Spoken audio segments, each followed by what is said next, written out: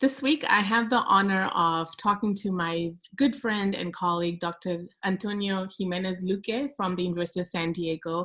And I have been greatly inspired by Dr. Jimenez Luque's work, especially as he helps us to think about leadership from a cultural and social perspective. So this week, we get to learn about his work, but also his scholarly lens around the topic of global leadership. So first, let me start by saying thank you and also welcome to our series on global leadership. Thank you to you, Dr. Guramatunhu Cooper. You know you are an inspiration for me, and I always tell you the same, but I'm not going to get tired of repeating it. So thank you for having me here. It's an honor. Absolutely. And I should share that we actually went to the same university for our doctoral work, just not at the same time. And we actually met in Atlanta in 2016 at the International Leadership Association. And you came over and introduced yourself and said hello. And so that's how our friendship began. And so it's been great to connect with you over the years, but also to learn from you, given your numerous publications and the fact that you're committed to challenging us about how we think about leadership. So I'm grateful that we had the opportunity to meet. Thank you very much. So I have a couple of questions that I would like to ask you. And I always like to start with this particular question because I find that people have multiple lives. Mm-hmm. And they influence how they navigate the world, but also how the world responds to them. So let me start by asking you, if you were not a leadership educator or scholar, what would you be doing? Yeah, it's true that we have these multiple identities, and that's a very good question. Before focusing my career into leadership and education, I used to work at the University of Barcelona with issues of international relations, and more specifically international cooperation for development, and I was focused on peace building and human rights processes. So something connected with social change. But I was a little bit disappointed how all these big organizations they work. Spanish Agency of Cooperation, German Agency of Cooperation, European Commission. At the end of the day, even if they are doing international cooperation for development, but from a critical perspective, they follow economic interests of their countries or their supranational entities. So it was a little bit disappointed to be doing that work. You see that what they give with their left hand, they remove it with their right hand. So I realized that teaching, education, ideas was something very powerful, and that's why I decided to focus my career into education and leadership. The idea of educating leaders for the future to address all these issues from a critical perspective. So it was something connected with leadership, this idea of social change, but probably I've made the right decision. Well, I'm certainly glad that you made your way to leadership studies and we get to gain from your knowledge and expertise. So your path led you to our learning community, and I'm so thankful for that. Thank you. So your answer actually leads into the next question, which is if you could describe for us your current role, as well as your teaching and research interests, and the impact that you hope to make with the work that you do. Mm-hmm. I'm teaching leadership from a critical and intercultural perspective. Leadership, basically 90% of research comes from the US and Western Europe. So it's very Eurocentered. We are missing the rest of the world. We are missing styles, approaches, perspective of leadership that can enrich our way of understanding this fascinating phenomenon. So I bring the critical perspective, power relations, in organizations, Also, systemic systems and structures, and I also bring the intercultural piece. I think this need for intercultural dialogue, learning from other ways of understanding leadership. Just the conceptualization of leadership is very individualistic. It's very leader centered in from an Eurocentric perspective. But in other parts of the world, it's more collective. It's more bottom up, and so bridging all this perspective is very enriching, and I think we can learn more about this phenomenon if we are interested in this critical and intercultural perspective. Absolutely. And I guess related to that, if you don't mind sharing, why has it taken us this long in leadership studies to get to this point? Because this is a very crucial point for us to think about as leadership learners and scholars. Why have we not paid attention to the fact that we typically rely on monocultural centers of knowledge production rather than seeing the world as multiple centers of knowledge production when it comes to the ideas of leadership?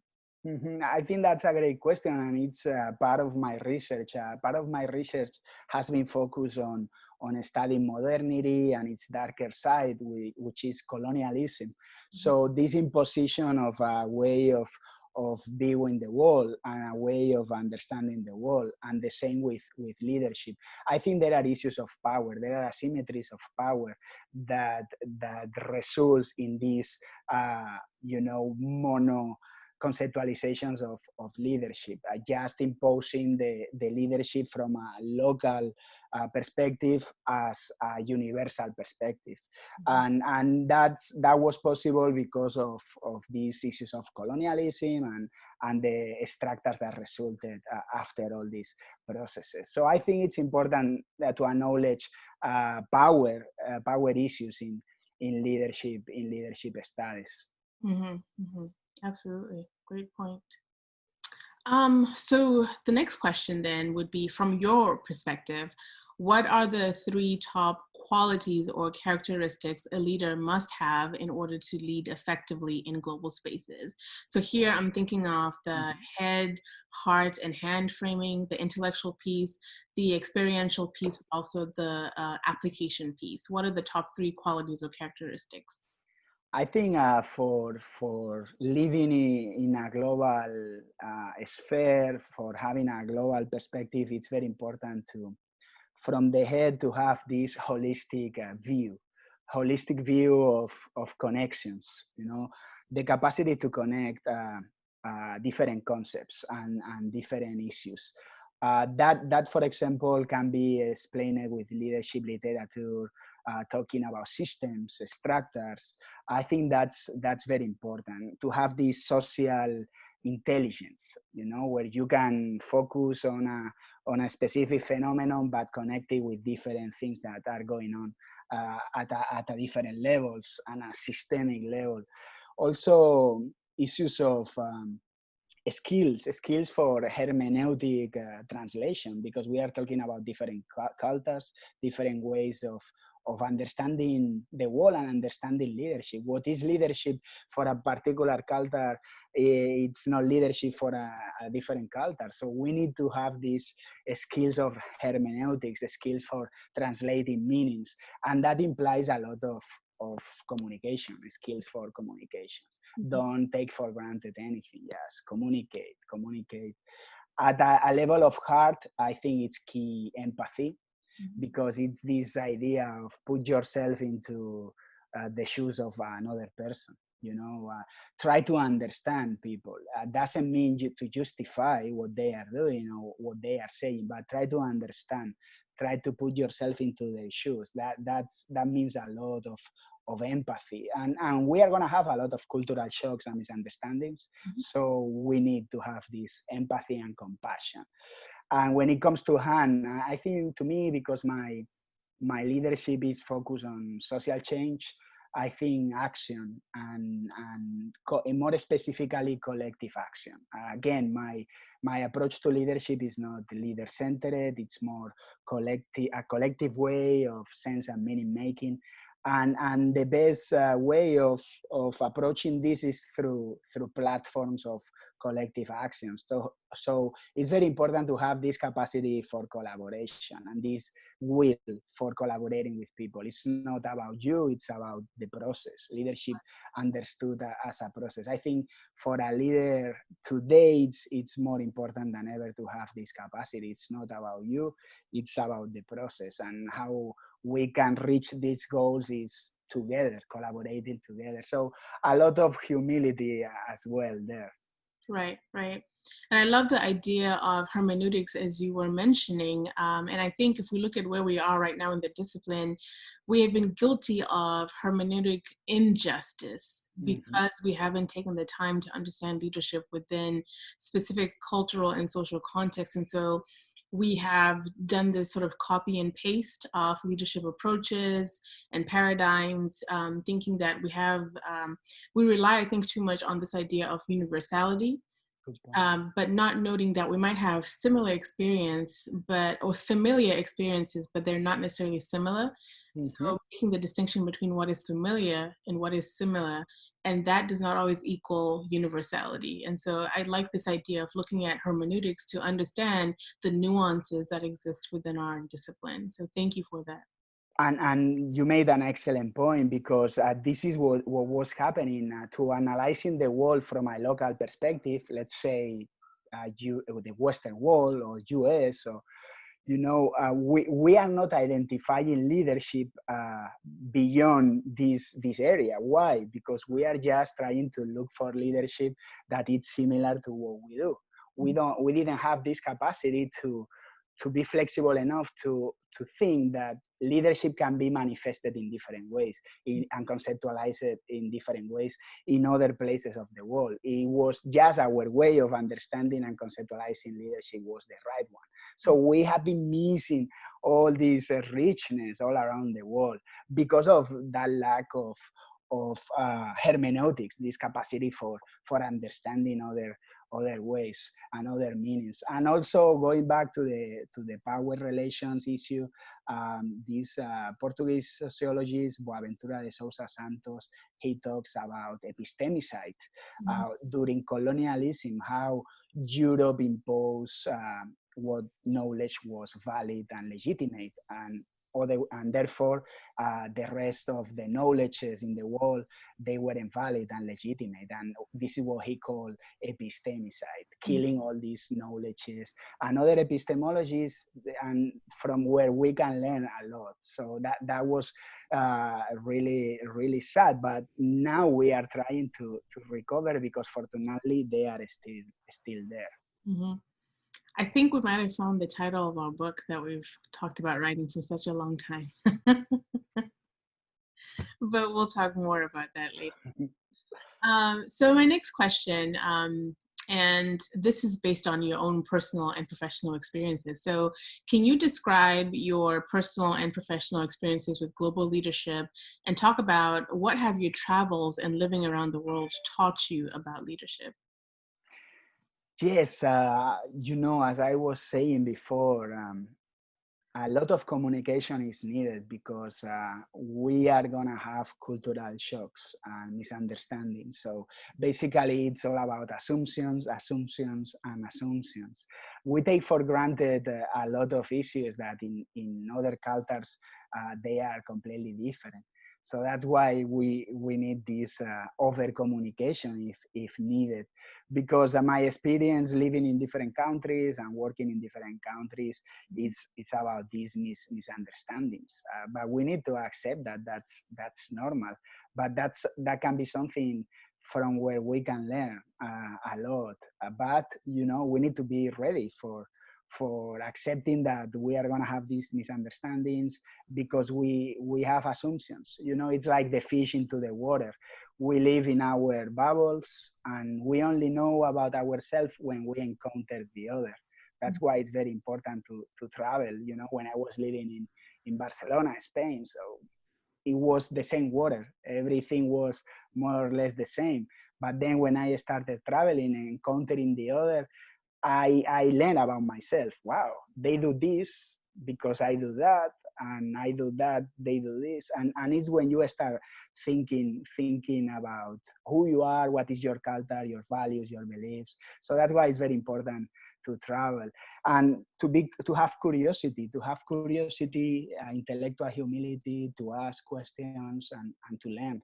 It is fascinating, to learn from other ways of doing and being and living, and ours is just a local is one, but there are thousands of different ways, and that's what I'm very interested in for leadership and also in general for life, because yes, we have this variety of ways of living and exercising leadership, and so let's gonna try to learn from them. Absolutely. I was just thinking that you and I have another point of connection in our personal lives because we both have partners who are from different countries than where we grew up. And so we've created this third space, which right now is the United States, where we have brought in these two different cultures, but we're now living in a third country where we have to negotiate those cultural spaces and also figure out what a new type of culture looks like. And so our personal lives have been sort of our textbooks or our classrooms for learning about cultural competence. And that's a fantastic point, because it's true, you learn a lot when you have a partner from another country.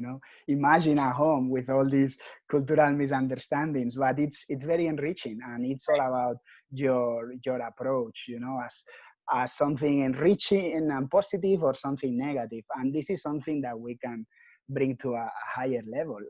Difference is difference positive, or is difference negative? Mhm. And from this homogeneous perspective, universalist perspective, difference is negative, and that's wrong. That's wrong. Unfortunately, now has started to change, but it's changing slowly. But difference is it's very enriching for leadership and for everything. So we need to learn more from this difference. Absolutely, absolutely. So you are from Spain, Mhm. and you have a lot of your identity is based on your time in Spain. So can you tell us about the social and cultural perspectives and context of leadership in Spain? For example, what narratives are told in Spain about leadership? What symbols are used? What qualities and characteristics are valued? If I were visiting you in Madrid or in Barcelona, what would I need to know about the practice and relationship of leadership? Yes, one of the, as I said before, you learn about yourself and your own culture when you encounter the other. When you go to another country and you meet somebody from a different culture, is when you learn about yourself. So what I've learned about Spanish culture when I came to the US, for example, is that Spanish culture is very collectivist. We really like the collective, being surrounded by people, the public space. We are always outside, meeting people, the family. And when you come to a more individualistic country like for example Great Britain, or you come to the US, you miss all this social life, collective life, public space. But it's like everything. There are positive and negative things. For example, I appreciate here in the US the respect that people have for your personal space. Mm. In Spain, in a good way, but you cannot say no if they invite you to a party, and they are going to start asking you, and why not, and this and that, and I'm going to pick you up, and here, it was fascinating when I arrived. And do you want to come to this party? No, I cannot make it. Period. And nobody complains. So that's fantastic. So again, the every manifestation of culture can have a positive and negative implications. But I would say that Spain, it's very collectivist. But for example, if you go to Brazil, my wife, she's from Brazil, then they are three times more collectivist. They call you 3 a.m. Hey, it's gonna have a party. What, 3 a.m.? So it depends. It depends. But this is a big issue when you leave Spain. The collective approach, also family, very family oriented, very friends oriented, very strong networks there. We are very we are very, we have this reputation of being passionate and proud, and which is honor, which can be good, but at the same time can be negative. The British, for example, they are very pragmatic, and Spanish, we should be more pragmatic sometimes. So all these issues is something that creates this narrative about Spain. But again, these are narrative because narratives imposed by dominant groups. We create this official history of Spain and official stereotype that we export, and then in a certain way we can reproduce in an unconscious way. But at the end of the day, Spain is very diverse. We have four national languages: Catalan, Galician, Euskera, and Castilian. So in Spain, we don't speak Spanish. We speak Castilian, or I speak Catalan, for example. So there's a lot of diversity, same like in the US. We talk about American leadership, US leadership. What is American leadership or US leadership? You have a lot of diversity in the US. So all these studies, Hofstede, Glove project, they oversimplify reality. I think they are good to start a conversation about these issues and to try to find, some common issues in every country. But we have to be aware that they are oversimplifying the diversity of a country like Spain, like the US, like Sweden, like Kenya. Mm-hmm. It's almost impossible. But at least, they started a conversation, and that's important. But we need to be aware of this diversity that is almost infinite. Right. Absolutely. Absolutely. And I know that you work with undergraduate, graduate, and doctoral students in your work. And so I'm curious, what advice would you give to students who are studying global leadership, whether they are at the undergraduate, graduate, or doctoral level? What advice would you give them about studying this topic? Because I come from this, as I said before, I come from this background of international relations. I'm very obsessed with language, Mm-hmm. and I always told my students, you need to learn different languages, because a language is something more than a tool for communication. It's a view of the world. It's a worldview. So, the more languages you speak and you understand, the broader your horizons, the broader your capacity to understand the world. And I know that in the US it's difficult because English is so powerful. Again, we go back to issues of power. And if you go to Spain, everybody in Spain, they want to speak English to you. So I understand when American people, for example, they travel and they cannot practice because everybody wants to speak English because it's the cool language, the powerful language. But my advice is that they learn different languages because again, it's more than a tool for communication. You don't learn different languages just to communicate. With English is enough, Right. but you learn to expand your mind, your horizons, different ways of conceptualizing reality. That's super enriching, and that's going to be very useful to understand other cultures and other people, and also traveling, because as I said, encountering the other is when you learn about yourself and your own culture.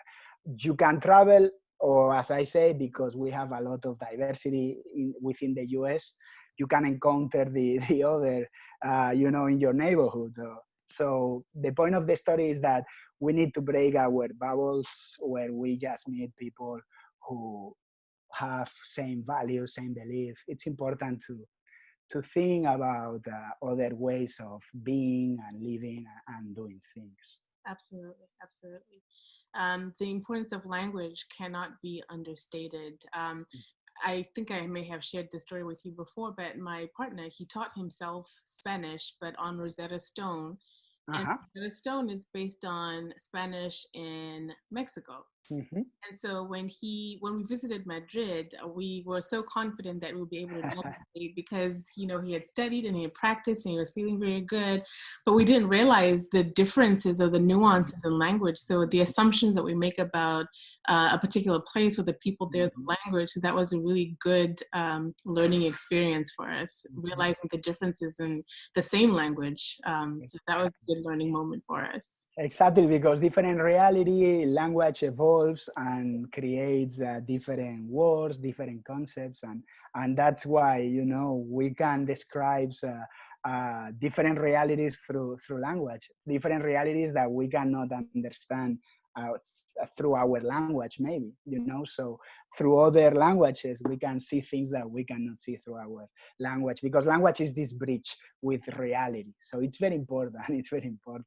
Absolutely. Well, do you think in Spanish or do you think in English? So that's I think more in English now than in Oh, Spanish. really? Wow. Yeah, when I came, it was more Spanish, and now I think more English. And with my wife, we speak Portuguese, Spanish, Catalan, and English all at the same time, because sometimes we want to express something or describe something, and it's better in English than in Spanish, or it's better in Portuguese than in Catalan. So again, the more languages, the broader your horizons to understand and enjoy the world. Absolutely, absolutely. And there's so many tools to do that. Right now we have a Mhm. Duolingo podcast where you can listen to stories in the language that you want to learn. We have news in different languages. And one of the ways that I encourage students to do exactly what you're saying is to go on the internet and type a website and find it in a different language. Our immediate action is to translate it and say, okay, Mhm. I need to translate this to English, but try and navigate that in the language that is being presented so that you can get a feel of what that looks like. So I, Exactly. And today, it's very easy. I'm not very old, but I remember when I was a kid, it was so difficult to find all these resources.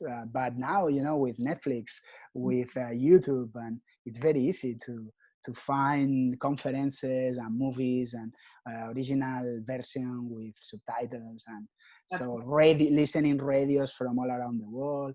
So the global is here. yeah, The global is here. absolutely, absolutely. Well, I've asked you all the questions that I had on my list, but do you have anything that you would like to add or something that's really important that you think we should be thinking about?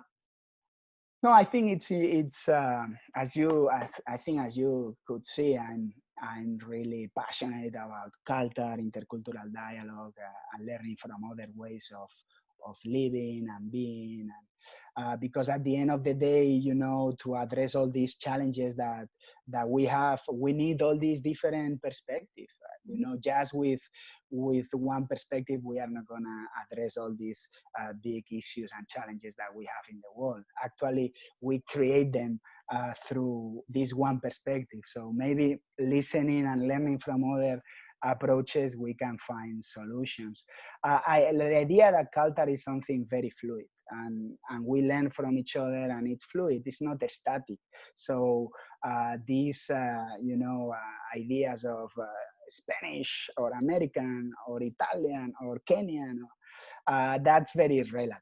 That's very relative. We created this wall with countries, nation states, but reality is more fluid, and culture is extremely fluid. So we need to be aware of that when we go sometimes when we have sometimes these big arguments about we are losing our values and we need Brexit. But what does it mean? Culture is not static. Same, for example, in Catalonia and Spain, we have these, political issues, but you cannot approach culture as something static. This is Catalan, this is Spanish, and culture is very fluid, and we need to understand them. And maybe this approach is better for an intercultural dialogue, because this is the key at the end of the day, to have an intercultural dialogue and to learn from each other and understand each other. Otherwise, this lack of dialogue is gonna have negative consequences. Absolutely, absolutely. Well, with that, I will say muchas gracias. De nada. Thank you so much for your generosity and your time and expertise. And this will go a long way in helping us to engage the concepts that we see in the textbooks in our classrooms, but actually think about how we can embody some of these things that we've talked about and use them as we engage with others in our shared spaces. Thank you very much, Dr. Guramantung Cooper. Again, I'm very happy that you invited me, and I always learn from you a lot, and that was very inspirational. So thank you very much. Absolutely. Thank you.